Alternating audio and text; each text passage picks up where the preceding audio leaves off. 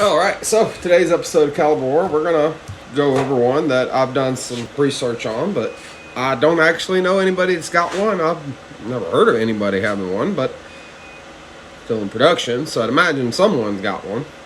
But we've been talking about Magnum cartridges, so we're going to talk about a fairly unique one. This is the 224 Weatherby Magnum. It was developed by Roy Weatherby, really starting in the 50s. He spent about 10 years working on it and got it out and about in 1963. Originally started life as the 224 Weatherby Varmint Master.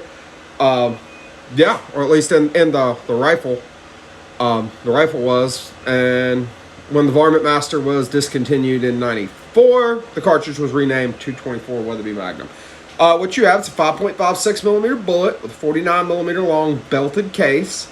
So, really, when you think about it, it's basically a souped up 5.56 NATO, which that's about what it is on par.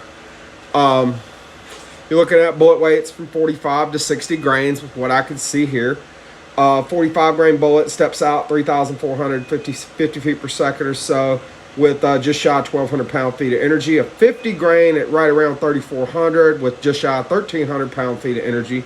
55 grains, about 32 and a half, 3240, 3250, somewhere thereabouts, with just shy of 1,300 pound-feet of energy. And a 60 grain bullet at 2,950 or so, with again just shy of 1,200, 1,160 or so. Rather unique cartridge. It has a very steeply angled shoulder. When you look at an outline of the cartridge, it's pretty slick.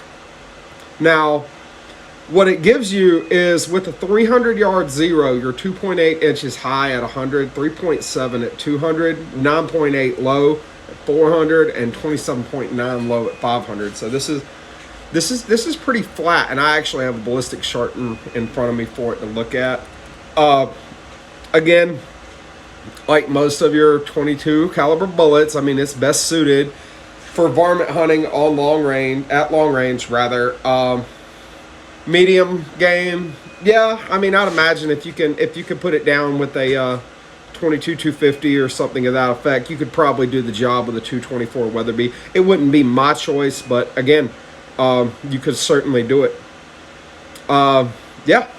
So again, it's very similar to your 5.56 in case dimension as far as just the numbers. 5.56 millimeter bullet, right? Or .224 with a 49 millimeter long case with a belt on it. So you could probably do some pretty interesting stuff hand loading for it, as long as you could contend with a belt.